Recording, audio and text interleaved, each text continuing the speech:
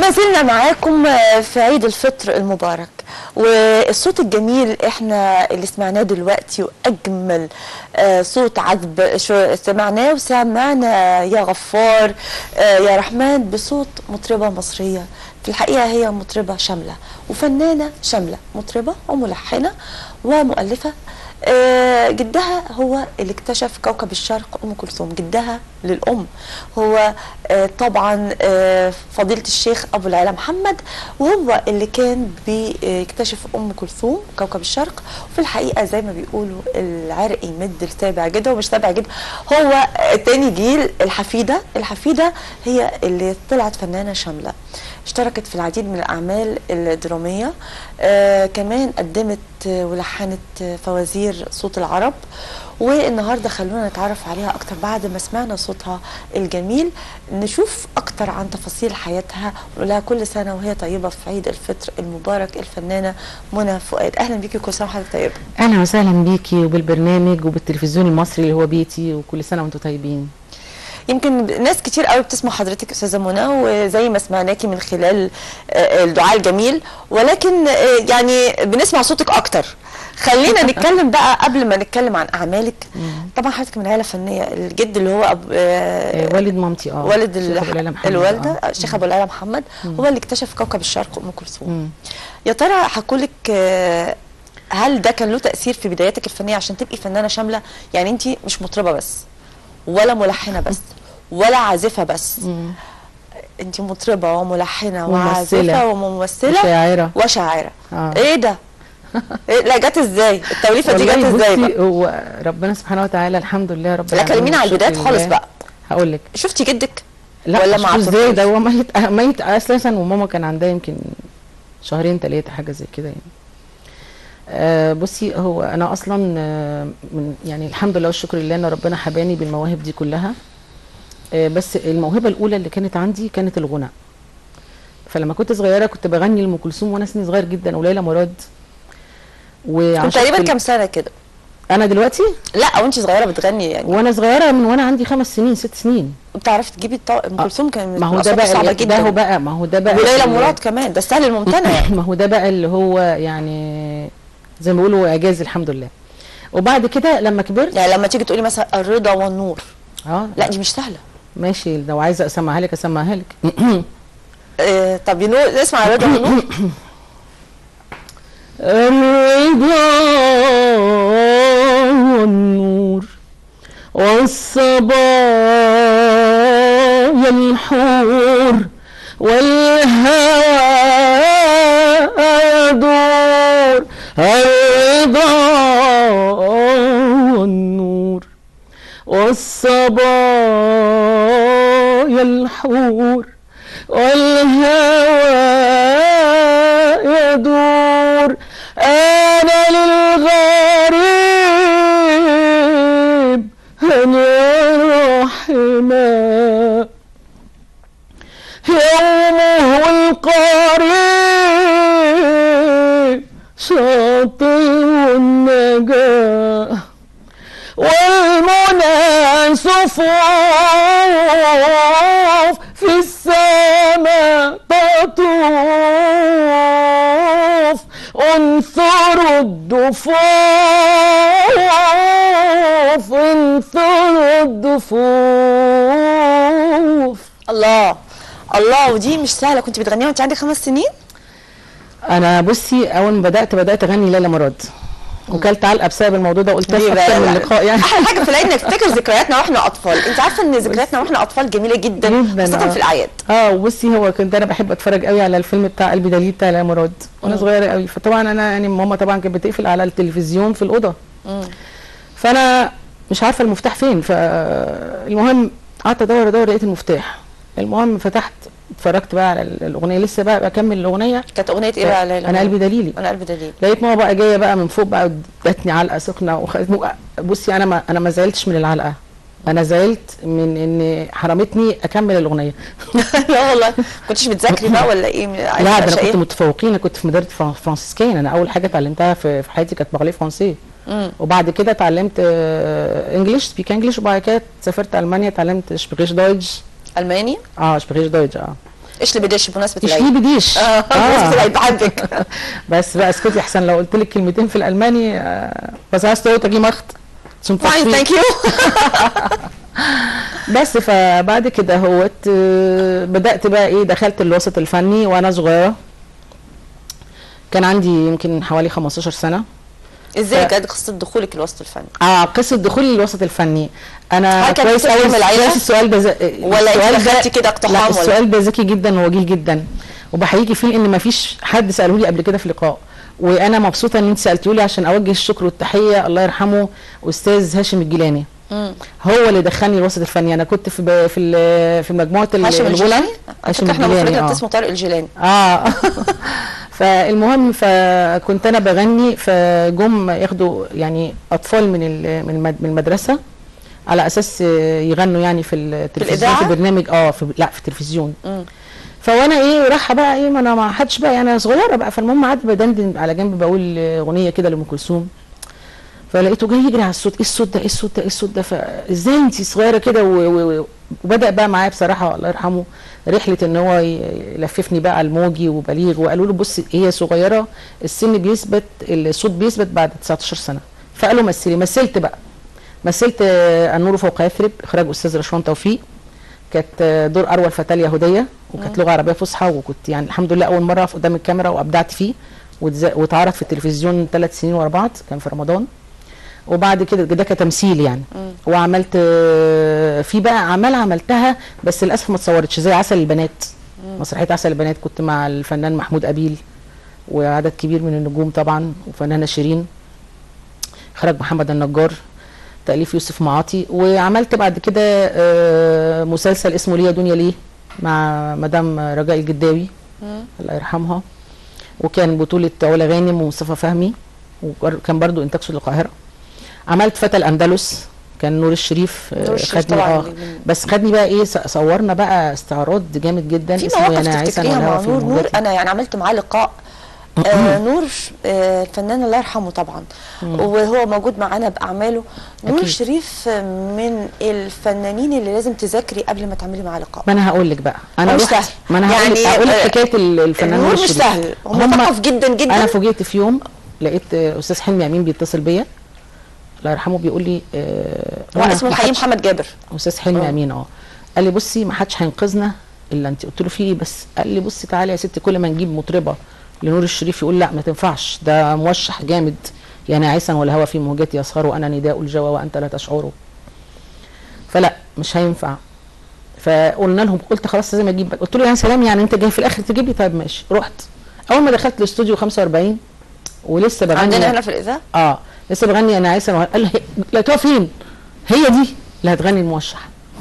وغنيت الموشح الحمد لله، كان لغه عربيه فصحى، لان انا من اول بدايتي كنت عامله سر والاسرار لامام السفطاوي والحان عبد المنعم الحريري، وهو الله برضو كانت بدايتي دينيه، الحان عبد المنعم الحريري، وتصوير تلفزيون طبعا المصري. وبعد كده لقيت بقى واحنا بنصور بقى بصي في البلاتو بقى نور الشريف بقى. فجيت بصور طبعا لبسوني اللبس بقى والبتاع، وطبعا حواليا بقى الراقصات وكده، وهو الجواري بقى الجواري فبعد ما صورنا وكده فقال لي انا برضه مش راضي. قلت له حضرتك فنان عظيم، احنا بنصور من الساعه 12 الظهر لحد الساعه 6 وانت بتقول كان ممكن يطلع التصوير احسن من كده، حضرتك عبقري. لان برضو انا كفنانه لما بعمل اي عمل بفضل اقول لا انا كان ممكن اقول احسن من كده لحد ما يخش لجنه ويجاز واقول اقتنع بقى في الاخر. فقال لي انا اتشرفت ان انا اشتغلت معاكي وكده، بس للاسف ما لحقتوش بقى، كان في النهايات يعني. يا ترى فاكره جزء من كنت المواشح اللي كنت بتغنيه مع بتتكلمي في هو كان طبعا. طب انا عايز اسالك سؤال في المواقف اللي اشتغلتي في المسلسلات، خلينا نبدا في الجزء التمثيل. بما انك بداتي تمثيل وكانت يعني لما اخذوا مجموعه من لحد ما صوتي ثبت بعد كده اعتمدوني. في مواقف حصلت لك اثناء التمثيل او حاجات ذكريات ما تقدريش تنسيها؟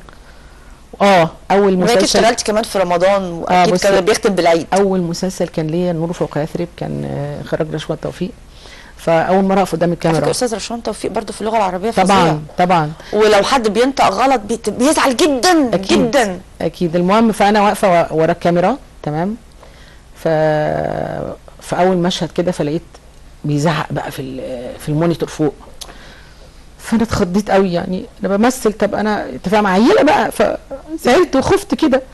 فقام قال لي ما تخافيش يا حبيبتي، مثلي انت هايله. فالمهم مثلت. بعد ما مثلت الدور وقال لي برافو عليكي وكده، فوانا خارجه بقى قابلت مين؟ قابلت استاذ مدام زهره العلا الله يرحمها. فقالوا لي مالك في ايه زعلانه؟ قلت لهم اصل استاذ رشوان توفيق شخط في المونيتور وانا خفت. قالوا لي طب ازاي ما هو كده التمثيل يا حبيبتي، طب انت عندك امتى تصوير؟ قلت لهم مش عليا بكره، عليا بعد بكره. قعدوا يضحكوا طبعا ضحك على كلمه انا مش عليا بكره عليا بعد بكره دي يعني عيله انت فاهمه. هنخش بقى في الجد بقى في المرحله. طبعا الافلام برضو مثلت فيلم اسمه لا مؤاخذه يا دابس، كان بطوله مع احمد ادم ووفاء عامر ومظهر ابو النجا، كاست كبير قوي، محمد شرف، والحمد لله حقق مبيعات حلوه في السينما. بس انا حصل فتره انقطاع عني، ان انا سافرت بقى المانيا وبتاع وكده ودرست بره، بعدين رجعت بقى اعتمدت بقى في التلفزيون والاذاعه المصريه كمطربه، وبدات بقى مشوار الغناء بقى مع سيد مكاوي وبليغ حمدي. بليغ حمدي مش اي حد، ده كان يعني كل الناس اللي اشتغل مع بليغ، حتى ورده لما اشتغلت مع بليغ حمدي الله يرحمها، الله يرحمهم جميعا، يعني كانت بدايه جديده لورده. يعني كل النجوم اللي بيشتغل مع بليغ حمدي بدايه جديده. كمان النقشبندي لما عمل مولاي يا مولاي وكان طبعا بناء على طلب من الزعيم الراحل محمد انور السادات، بليغ حمدي والنقشبندي طلعت روعه تعيش الاجيال كلها. أكيد. ازاي بقى كان بليغ حمدي مع البنت الصغيره اللي اسمها منى فؤاد وهو اللي عايز يلحن لها، مش يجري زي الناس كلها بتجري ورا بليغ حمدي؟ بصي هو طبعا اللي انت قلتيه ده مظبوط، انه بليغ حمدي طلبني من بره لما كان بره، طلبني من الشيخ سيد مكاوي. جت ازاي دي بقى؟ سمع عني لان انا كانت في جريده اسمها مش عايزه اقول اسمها يعني من لندن، يعني عملت عليا موضوع كده، فهو قرأ فان يعني بيشيدوا في صوتي بقى ان انا صوتي يعني قوي وبتاع وكده. سيد مكاوي اكتشفني وعمل لي شغل مجانا، ودي كانت اول مره. فطبعا قال اتصل بالشيخ سيد مكاوي قال انا عايز تليفون منى عشان انا نازل مصر وعايزه الحن لها يعني. فالمهم رحت بقى، طلبني كان طنط صفيه اخته الله يرحمها، وقالت لي بليغ بقى يعمل لك شغل حلو. فانا عمل لي 4 الحان، اغرب والغربه صعيبه، من سنه، حاول تنسى، شويه قلب، كانت من كلمات استاذ محمد السيد. لا احنا لازم نسمع حاجه منها. هسمعك بقى حاجه بليغ ده بليغ بقى ده بليغ. وساقونا الشوق وفاتونا عايشين زي الأغراب، عايشين زي الأغراب، أغراب يا سلام، أغراب يا ناس، أغراب وحشانا قلوب حبتنا، وحشانا يا ناس، وحشانا السهرة في بيتنا، وحشانا قوي، وحشانا والسهرة مع الأحباب، والسهرة مع الأحباب، والسهرة مع الأحباب، والسهرة مع الأحباب، أغراب يا سلام، أغراب يا ناس، أغراب.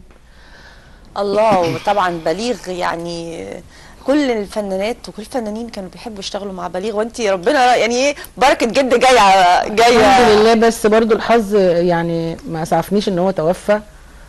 قبل كنت عنده في المكتب انا ومحمد السيد ومحمد رشدي، كان يحبه قوي قبل ما يسافر باريس. يعني قال لي يا منى اما ارجع ان شاء الله اقدمك بنفسي على المسرح وكده، تقديم جديد، لانه كان الشيخ سيد مكاوي كان قدمني على المسرح قبل كده. كنت غنيت عز الحبايب وخدني على جناح الحنيه مع فرقه استاذ هاني شاكر على مسرح النيل هيلتون، واشادوا بيها الناس كلها يعني. فقال لي هقدمك تقديم تاني بقى معايا انا، بس هو توفى يعني. طب بما ان احنا في العيد، حضرتك ما كتبتيش حاجه خاصه بالعيد والفرحه عامله الليله سهره. بس انا هقول لك بقى الحاجه المعروفه اللي الناس بتحبها، اللي هي ليله العيد. ليله العيد طب يا ريت نسمعها. نسمعها. هي دي بتحسسنا كمان بالعيد.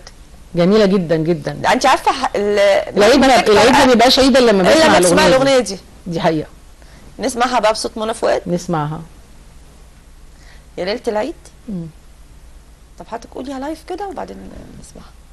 عشان الطبقه لازم يخشوا بمزيكا الاول، لازم يخشوا بمزيكا ماينس من عندهم. لازم تسمعي الموسيقى الاول. مش لازم اسمعها، بس مش هيبقى كله من غير مزيكا يعني، انا جايباها مزيكا ماينس 1.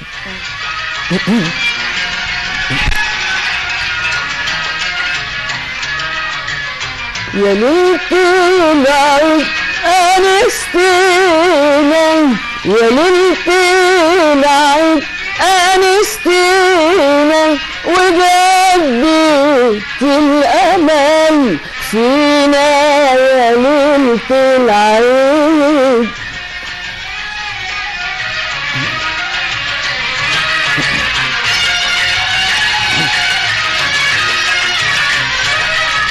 هلالي هلنا علينا فرحنا له ويهنينا، هلالي هلنا علينا فرحنا له ويهنينا، قلنا سعد هيجينا على قدومك يا ليلة العيد.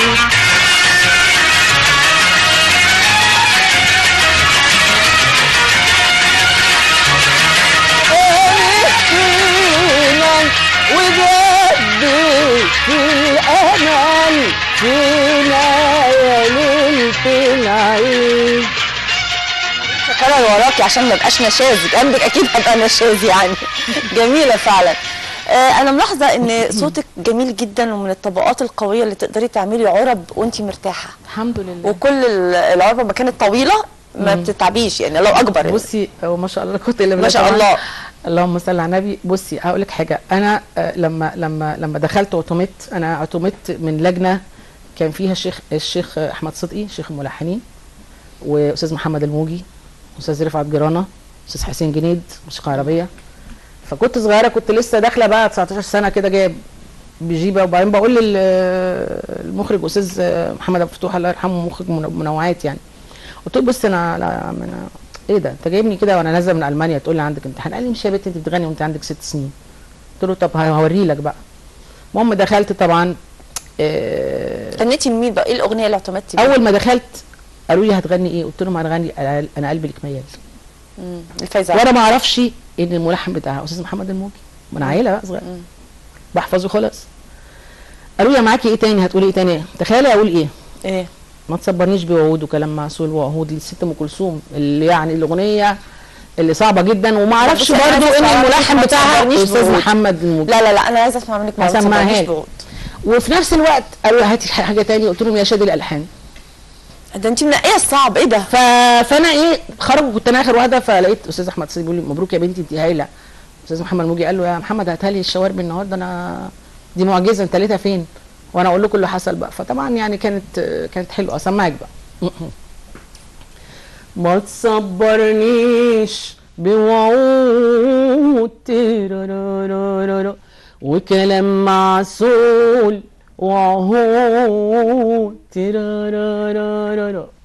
ده انا يا مسبوط زمان على نار وعذاب وهوان، ده انا يا مسبوط زمان على نار وعذاب وهوان، وهي غلطة ومش هتعود، ولو ان الشوق موجود والحب كمان موجود، اهي غلطة ومش هتعود، ولو ان الشوق موجود وحنيني اليك موجود. انما للصبر حدود، للصبر حدود، للصبر حدود يا حبيبي. الله. لا بس اسمحي لي اقول لك حاجه بقى يا استاذه منى، انت يمكن كنت مركزه على حياتك في المانيا اكتر، والفن كنت واخداه على لحد وقتنا الحالي على سبيل الهوايه. هو فعلا والله يعني انت شايفه نفسك محترفه؟ انا لا. هو انت متمكنه، لكن انا محترفه لان انا طبعا عضو في نقابه الموسيقيين عامل لكن ركزتي على حياتك في المانيا اكتر. لكن انا يعني عايزه تقولي ما خدتش وضعي كما يجب رغم التاريخ الطويل ده. مش عايزه اتكلم ان انا اتحاربت كتير ومش عايزه اذكر اسماء، وده اللي دفعني ان انا اسافر بره، ولكن الان الحمد لله الصحه يعني انت عارفه طبعا السوشيال ميديا وعارفه القنوات الفضائيه والحاجات دي كلها. انت خامه صوتك عربيه اصيله، خامه نادره. يمكن يمكن يعني مش اي حد يعمل طبقه ام كلثوم اللي حضرتك بتقدري. ما هو في نقاد اطلقوا على ان انا خليفه ام كلثوم، بس انا رفضت هذا اللقب لان ما فيش حد بيخلف حد وما فيش حد بيجي زي حد. بس انا وضحت يمكن اوجه الاختلاف في لقاء قبل كده، ان اوجه التشابه بيني وبين ام كلثوم ان طبقات صوتي هي نفس طبقات ام كلثوم. يعني ام كلثوم يعني انا درست تربيه موسيقيه، يعني مثلا تينور، التو، سوبرانو، ميزو سوبرانو، القرار عندي حلو. انا فعلا وبيتدرج الكريشندو بيانو طويل يعني. تمام. طبعا اتدربت على ايد مدام رطل اللي كانت بتدرب طبعا كل العمالقه دول، اتدربت عندها وانا صغيره في السن طبعا. وبعدين ان انا دراستي في تربيه موسيقيه والفوكاليس اللي بعمله على البيانو، عندي بيانو في البيت بعمل فوكاليس. انت عازفه اورج ولا؟ انا بعزف اورج. كنت قسم عود في التربيه الموسيقيه، بس كنت البيانو ده كان عندنا اساسي يعني، فالبيانو هو الاورج بالظبط. وحتى انا لما بعمل الحاني بلحن على الاورج. احنا الدعاء اللي سمعناه في بدايه اللقاء كان الحان حضرتك. الحاني لحنت ايه بقى يا استاذه منى؟ لحنت فوازير رمضان. فوازير رمضان كمان في صوت العرب. صوت العرب كنت تاليف محمد عبد الحي واشعاري والحاني وغنائي وتقديم استاذ احمد البوهي.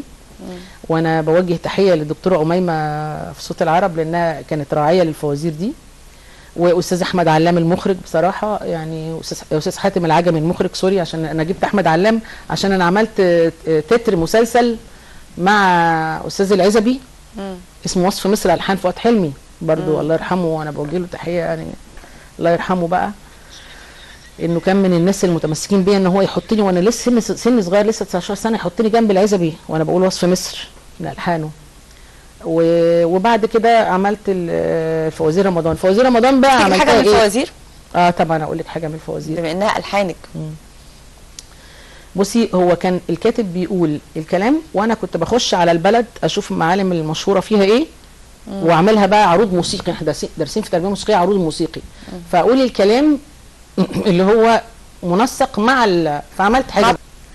بصي وشوف جبال الارز وجعيته ومحمية حرش وادخل عصور بقلبك الفرحة تدخل بقلبك وقصر بيت الدين وشارع الحمراء وقصر بيت الدين وشارع الحمراء وادخل عساحة الشهداء دول اصل ضيافة دول كرماء. بص وشوف جبال الارز فوازير فوازير فوازير فوازير عايزين حل الفوازير مع صوت العرب اذاعتنا هاخدكوا معايا ونطير لمدن ودول عربية هتعجبكوا والله كتير لمدن ودول عربية هتعجبكوا والله كتير. فوازير فوازير فوازير عايزين حل الفوازير. الله الله بجد جميلة جدا جدا. بصي انا بدي يعني انا باخد الكلام الحنه، مش بقى اللي هو الدارج بقى له فتره بقى طبعا انت عارفه طبعا اللي موجود ياخدوا لك اغنيه حلوه ناجحه بره لحنها ويروحوا حاطين عليه كلام خلاص هو فرقعت حلوه نجح لكن تعالي بعد سنه او اتنين افتكري هي بتقول ايه لانه الكلام متركب على اللحن. انما انا بعمل ايه؟ بجيب الكلام البسه فوازير البسها الفزوره لازم تبقى خفيفه كلام مثلا، يعني انا مثلا عامله لحن، كلماتي ولحني هو حزين شويه مش مناسبته في العيد، بس هقول لك على لحن تاني خفيف كلامي ولحني برضو.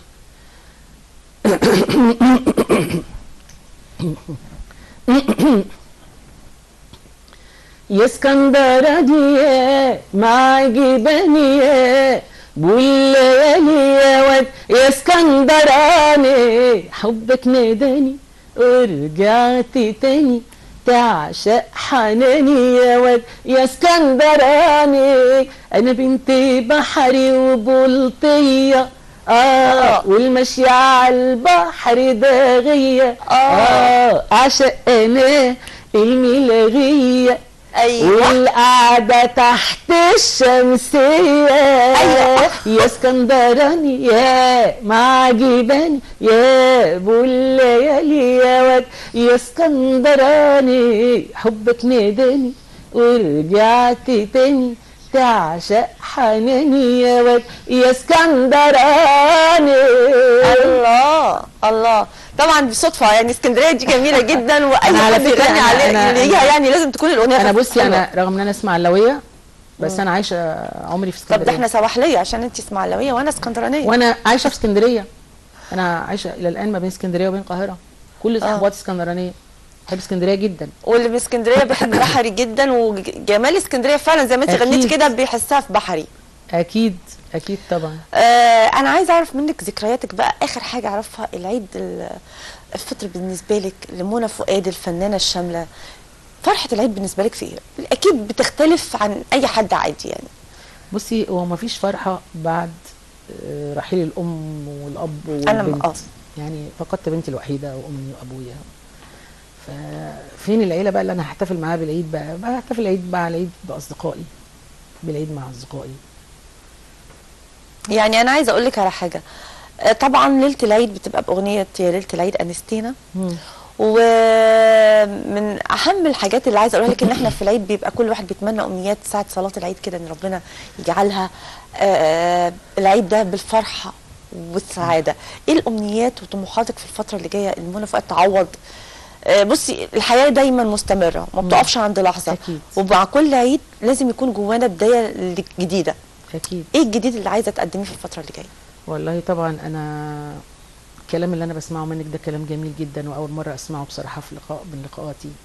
وعايزه اقول لك ان انا من امنياتي دلوقتي في الوقت الحالي ما عنديش امنيه غير ان انا احقق وجود منى فؤاد، ومنى فؤاد تاخد وضعها كما يجب، لان منى فؤاد اتظلمت كتير.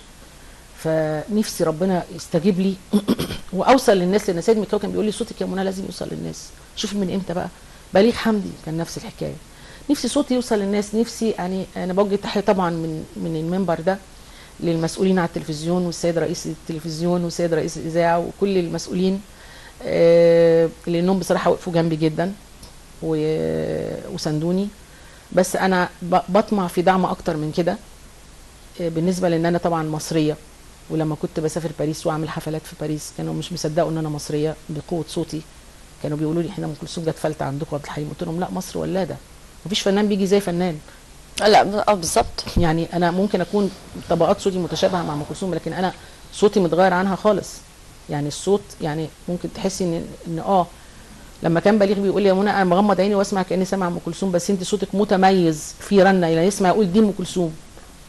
ولذلك لما عملوا معاه في مجله الرجل 4 صفحات وقالوا له ليه انت يعني منى فؤاد صغيره وانت عامل لها 4 الحان، قال لهم منى صوتها بيتغير بتغير المقام، فما يجيبلكش احساس بالملل. اصوات ثانيه كتيره بتنتهي، بتطلع وتنتهي، ليه؟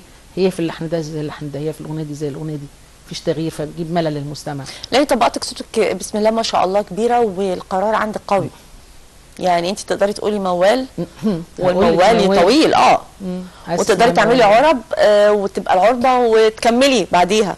انا ممكن اقول لك دي بتبقى موهبه كمان من عند ربنا بالاضافه للتدريب. انا عايزاكي بقى تختاري حاجه نختم بيها اللقاء وتقولي للناس بيها كل سنه وانتم طيبين. كل سنه وانتم طيبين، ومصر بخير ان شاء الله، بجيشها وشرطتها وشعبها الكريم الجميل.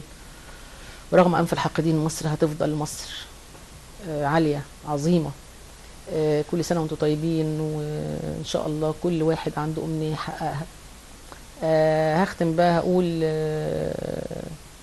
مصر انت امنا دي من كلماتي ومن الحاني. تمام. مصر انت امنا، مصر انت جوه قلبنا، نفديكي حتى بعمرنا، يحميكي جيشنا العظيم. مصر انت امنا، مصر انت جوه قلبنا، نفديكي حتى بعمرنا، يحميكي جيشنا العظيم. وبحضن دافي ضمنا، نيل بيجري في دمنا، شمس بتنور لنا وولادها صاينين عرضنا. حضن دافي ضمنا، نيل بيجري في دمنا، شمس بتنور لنا وولادها صاينين عرضنا. هيعيشوا في سلام وفي امن هنا على ارضنا، يحميكوا رب الكون وجيشنا واهلنا. هيعيشوا في سلام وبقلب هنا على ارضنا، يحميكوا رب الكون وجيشنا واهلنا.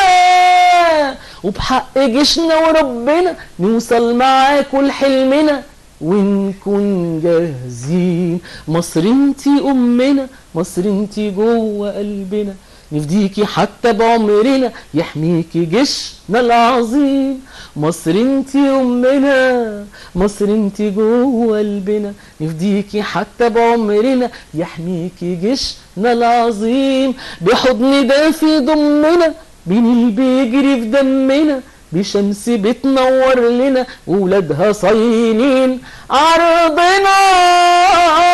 حضن دافي ضمنا، نيل بيجري في دمنا، شمس بتنور لنا وولادها صاينين عرضنا.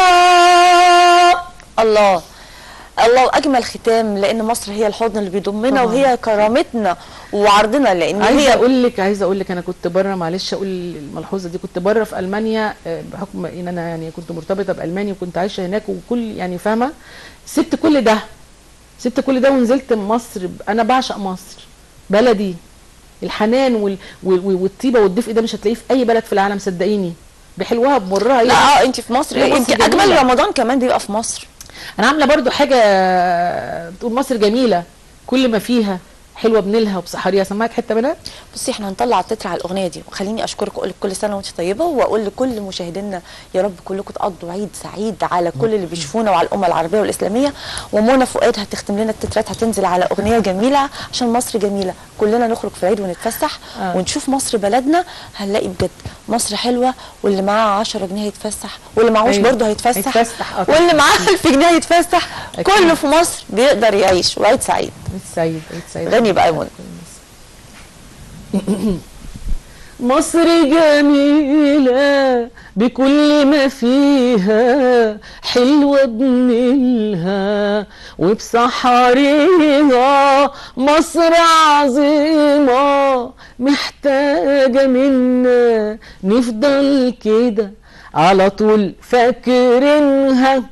مصر سياحة، مصر آثار، ناس شغالة ليل ونهار، فيها خفرة وكمان خوفه، فيها تاريخ بيفك حروفه، فيها آثار في كل مكان، من الفيوم لجنوب أسوان، شط قنالها واسماعيلية والسويس وعيون حلوان، والسويس وأبطالها كفر الشيخ والمية جنان، وبورسعيد وموانيها واسكندرية ولياليها،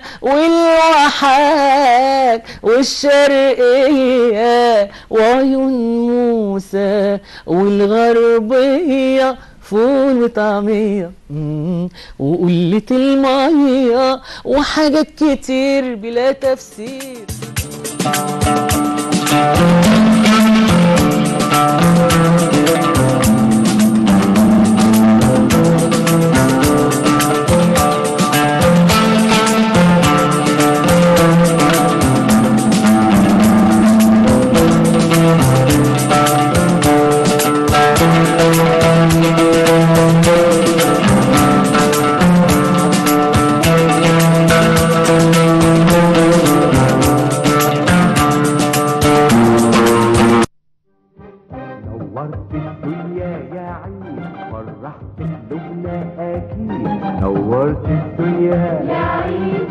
فرحت قلوبنا، هليت بالخير حوالينا، خليت الكل سعيد، هليت بالخير حوالينا، خليت الكل سعيد، أولاد وبنات وكبار فرحتهم مالية الدار، كل الشارع أنوار واللبس جديد في جديد، نورت الدنيا يا عيد، نورت الدنيا يا عيد، نورت الدنيا يا عيد، فرحت قلوبنا أكيد، نورت الدنيا يا عيد، فرحت قلوبنا أكيد.